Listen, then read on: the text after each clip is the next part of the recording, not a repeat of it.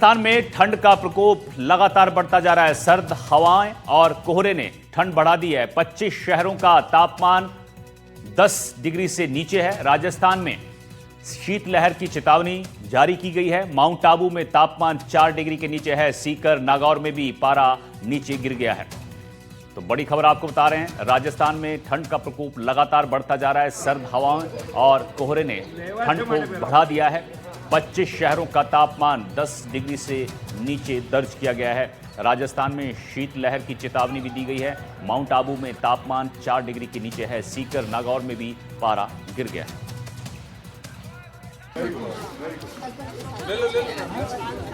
25 शहरों का तापमान आप अंदाजा लगा सकते हैं 10 डिग्री से नीचे है। किस तरह से यहां लगातार ठिठुरन बढ़ रही है और शीतलहर की चेतावनी जारी की गई है। माउंट आबू में तापमान 4 डिग्री के नीचे दर्ज किया गया है। तो लगातार राजस्थान में भी ठंड का प्रकोप बढ़ता जा रहा है और यहां पर शीतलहर की चेतावनी जारी की गई है। जो सर्द हवाएं हैं, कोहरा है, उससे ठंड लगातार बढ़ रही है। कोहरे के चलते जो है वो ठंड का प्रकोप बढ़ता जा रहा है और खासकर माउंट आबू में हालात और भी खराब हैं। 4 डिग्री यहां पर तापमान दर्ज किया गया है। सीकर और नागौर में भी तापमान जो है वो लगातार गिरता जा रहा है। तो चाहे बात अलवर की हो, जयपुर की हो, दौसा की हो या भरतपुर की, लगातार यहां ठंड बढ़ती जा रही है। हमारे सहयोगी मुदित गौड़ अलवर से, देवेंद्र सिंह नरूका दौसा से और ललितेश कुशवाहा भरतपुर से हमारे साथ जुड़े हैं। सबसे पहले मुदित, मैं आपके पास आना चाहूंगा। अलवर में किस तरह की ठंड है? लगातार कोहरे और सर्द हवाओं से यहां पर ठिठुरन बढ़ रही है।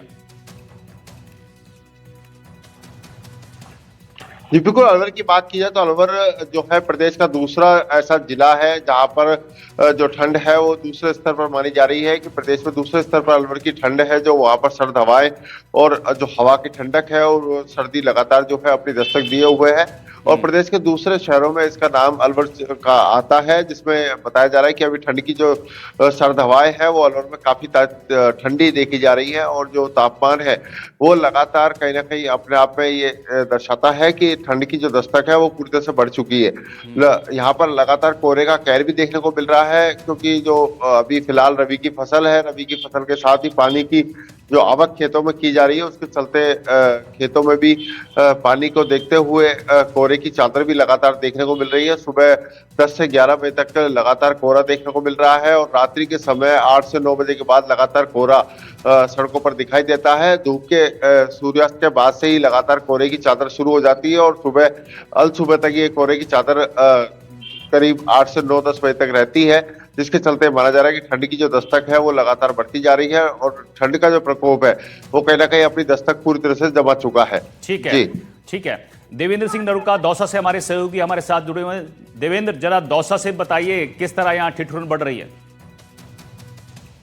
बिल्कुल अनिल, मैं आपको बताना चाहूंगा कि लगातार जो माह दिसंबर है उसमें ठंड का जो कहर है वो देखने को मिल रहा है। वहीं मौसम की अगर हम बात करें तो मौसम के जो शीतलहर है वो भी अब शुरू हो गई है। साथ के अंदर अगर तापमान की अगर बात करें तो 24 डिग्री सेल्सियस से लेकर 10 डिग्री सेल्सियस न्यूनतम जो तापमान है वो आ गया है और लगातार ठंड है उसका कहर है वो देखने को मिल रहा है। साथ के अंदर जो लोग बाग है वो अलावा का सहारा ले रहे हैं। अगर बात करें कोहरे की तो यहाँ पर जो फॉग है वो हाईवेज पर नजर आ रहा है, जहाँ पर सुबह और शाम ढलते ही सूरज ढलने के बाद यहाँ पर धीरे धीरे जो कोहरे की चादर है वो देखने को मिल रही है। साथ के अंदर जो रबी की फसल है उसमें पानी लगने के कारण कहीं ना कहीं जो हाईवे के आसपास जो ग्रामीण क्षेत्र है उनके अंदर कोहरे की जो चादर है वो ज्यादा दिखाई दे रही है। वाहन चालक और जो बाइक चालक है उनको कहीं ना कहीं परेशानी का सामना करना पड़ रहा है। साथ के अंदर लगातार जो लोग हैं वो ठंड के जो कपड़े हैं वो पहन रहे हैं। साथ के अंदर गर्म चीजों का भी सेवन कर रहे हैं। कह सकते हैं कि लगातार जो ठंड है उसका कहर प्रदेश के अलग अलग जिलों के सहित दौसा के जो अलग अलग जो विधानसभा क्षेत्र है उनमें देखने को मिल रहा है। साथ के अंदर यहाँ पर जो ठंड है वो ठंड तेज अधिक होने के कारण कहीं ना कहीं अब जो लोग बाग है वो धीरे धीरे अब जो बाजार में जो आवाजाही है वो 9 बजे के बाद कम हो जाती है बिल्कुल। और लगातार जो ठंड है वो ठंड का कहर लगातार दौसा जिले के अंदर भी जो असर है वो देखने को मिल रहा है। जी अनिल। ठीक है, ललितेश कुशवाहा भरतपुर से हमारे सहयोगी जुड़े हुए हैं। जरा भरतपुर का हाल भी आपको बता देते हैं, भरतपुर में किस तरह की ठंड है। ललितेश, जरा बताइए भरतपुर में कोहरे की कितनी मार पड़ रही है और सुबह शाम की ठंड कितनी बढ़ गई है।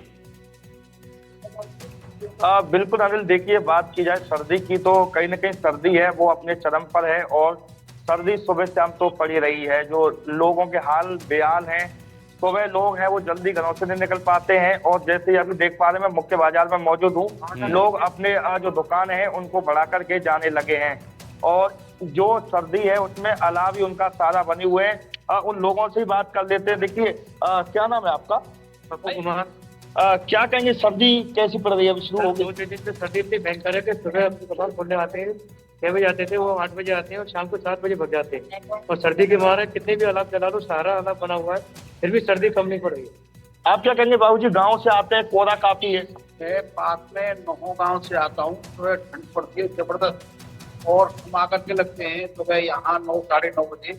और अब इस समय वैसे हम 9 बजे रात को दुकान बंद करते थे, लेकिन अब 7 बजे दुकान बढ़ाने की तैयारी है बिल्कुल। और बहुत कड़ाके की ठंड पड़ रही है, 3-4 रोज से तो ठंडी इस प्रकार से पड़ रही है। लेकिन इसमें कोई भी अलाव अगर जल जाए तो वृद्ध लोगों की सहायता थोड़ी सी हो जाए नगर निगम की ओर से अगर ऐसी हो जाए तो बहुत बढ़िया रहे। और अलाव भी सुबह जैसे आप जल्दी आते हैं तो कोहरा तो काफी पड़ता है। कोहरा पड़ता है, जब आते हैं तो पूरे शरीर पे बूंद जमा हो जाती है। ओस की जो बूंद है वो भीग जाते हैं, पूरे भीग जाते हैं और कड़ाके की ओस पड़ती है। बिल्कुल अनिल, देखिए ये गांव से आते हैं, इनका कहना है कि सुबह कोहरा भी अधिक होता है और ये करीब 10 बजे से पहले नहीं आ पाते हैं। इनका यही कहना है कि जिस तरह से सर्दी पड़ रही है, नगर निगम को जगह जगह अलाव जलाने चाहिए। जी ठीक है ललितेश, मुदित और देवेंद्र, आपका बहुत बहुत शुक्रिया। चलिए अब आगे बढ़ते हैं, खबर आपको झुंझुनू से बताते हैं। यहाँ चिड़ावा में नगर पालिका को अतिक्रमण हटाने की जल्दबाजी देखी गई। हाई कोर्ट के निर्णय की सरेआम यहाँ पर धज्जियां उड़ाई गई हैं। थड़ी वालों को जगह देने से पहले ही हटाया गया था, जगह देने से पहले ही यहाँ पर अतिक्रमण को हटाया गया। हाई कोर्ट का ऑर्डर लेकर वकील भी पहुंचे थे, ऑर्डर को भी यहाँ पर ईओ रोहित मिल ने नहीं माना। फड़ी लगाकर पेट पाल रहे लोगों को बेघर किया गया। उप जिला अस्पताल के बाहर यह अतिक्रमण का मामला है। बार बार आमजन की मांग थी, प्रशासन की तरफ से भी और मतलब डीजे कोर्ट की तरफ से भी हमारे पास आदेश आ रहे हैं कि अतिक्रमण हटाया जाए और इसलिए एक समान कार्रवाई करते हैं। लगभग पिछले 1 महीने से नगर पालिका क्षेत्र में अतिक्रमण हटाया जा रहा है और आज जो हॉस्पिटल के सामने अतिक्रमण हटाया जा रहा है तो इससे आम लोगों को बड़ी राहत मिलेगी कि आने वाली एम्बुलेंस यहाँ पर उनके लिए स्पेस मिल जाएगा, खड़ी हो सकती हैं। और ये रास्ता जो अभी मुश्किल से 20 फीट का था वो 80 फीट का रास्ता क्लियर कर देंगे हम।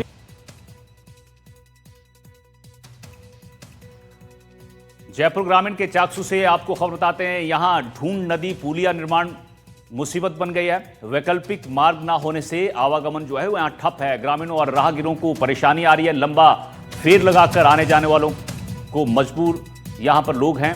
परेशान ग्रामीणों की प्रशासन के खिलाफ नारेबाजी देखने को मिली है। वैकल्पिक मार्ग की मांग पर ये प्रदर्शनकारी जो हैं वो अड़ गए हैं।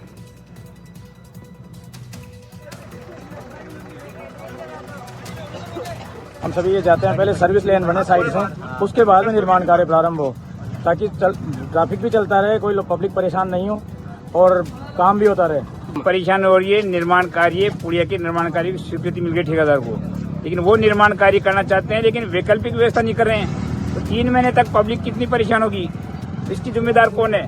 कहीं इमरजेंसी में जाना पड़ेगा तो एम्बुलेंस वगैरह, अब 2 मिनट में इतना जाम लग गया। तो इस तरह से हम ये चाहते हैं गवर्नमेंट से कि पहले वैकल्पिक व्यवस्था करें साइड से, उसके बाद में ही निर्माण कार्य शुरू करिए।